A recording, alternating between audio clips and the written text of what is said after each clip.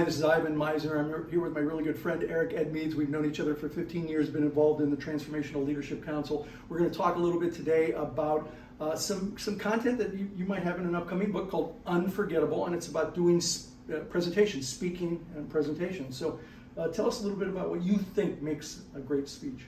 Do you know, I think that what really makes a great speech, in a sense, is to create a bubble for the audience and to keep them inside that bubble. Yeah. And you do that with things like excellent use of tone of voice, good body language, and impeccable storytelling. Yeah. I don't tell a story, I take people on an adventure.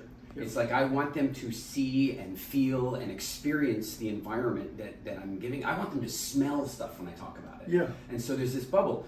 But then and see the colors. That's right, Yeah. and vividly. So then they will actually, like I've even had people come to me and go afterward, like even years later, they come and go, I can't remember if you were telling me a story if we did that together. You know, like that's when you've done it well. And a key thing about that is never breaking the bubble. And the way you break there are all kinds of ways to break the bubble, but here's one of them, referring to them as an audience. See, one of the great things we have with English, and you don't have this in every language, but in English, you can say, look, this is for you. Yeah. And you don't break the audience. When you go, this is for all of you, then you remind them they're an audience and you break the bubble. Yeah. Right? So in English, it's so beautiful. You can look, you can cast your eyes around and you can say, and I want you to take this home and I want you to take action. Yeah. And you've never broken the bubble. No. The other way... What about going down into the audience and talking to one specific person, the and then maybe even another person? Yeah. Yeah. As a matter of fact, I was doing this event in Estonia, I don't know, 5 years ago. It was going to be about 5,000 people. I was doing it with Robert Kiyosaki and a bunch of others. Super cool event. And I like to walk the stage the night before. So I'm familiar. Of course. Yeah, I do too, yeah. So I'm walking the stage, and the event planner, she knows me very well, and she looks at me, and I'm perplexed, because what I've just realized is that the stage is about 1.5 meters off the ground. Yeah. I can jump down that, but I can't climb back up. So she sees me, and no kidding, because she knows me so well, she calls the stage people over, and they set upstairs for me, so that I could walk down on the floor, because I do that all the time. Yeah. It's part of creating the bubble, and the weirdest thing is, when you walk amongst the audience and you talk with one person, everybody feels connected to you. Yes. And if you have enough rapport and you put your hands on somebody's shoulders, and I'm very clear, you don't do that with women, even if you know the woman very well, because people will perceive something. Yeah, fair enough. But you walk up to a guy and you're like, and I want to share this idea with you. Right. That connection connects to all of the people. Yeah. So it creates the bubble. But there's a couple of other things about not breaking the bubble. If there's technical problems, you don't highlight them. Good point. You never really good point. It's so important.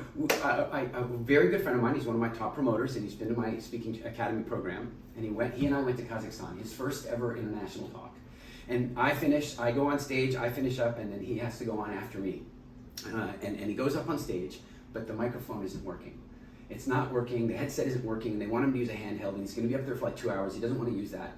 So he puts everybody into an exercise. Genius, black belt skills. Yeah. Puts everybody into an exercise. Share with your friend what you've gotten from the event so far. Right. Then he walks off the stage to get the headset fixed. Right. I mean, black belt. Beautiful. But the MC had no idea. The MC looks and sees nobody on the stage, sees everybody talking, and the MC walks up and goes, "Don't worry, everyone, we're just having an AV." Oh no! Pop the bubble, right? Yeah, of course. And then the next most common way to pop the bubble is to point out how much time you have left. Oh yeah, that's wonderful.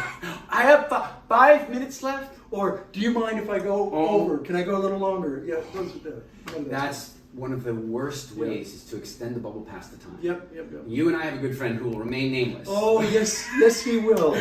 Best-selling book. Best-selling author, incredible speaker, one of the best storytellers on the planet. Absolutely. But now can't get booked some places because of going over. When you go overtime, it's not only that you're disrupting the schedule, but it's all the speakers that are coming on behind you. Yeah. It's just tough on all of them. So these are some key things. This is great stuff, Eric. I always love talking to you. Thank you all very much. It was a pleasure having you with us today. This is Ivan Misner, Eric Edmeades. Thanks for watching.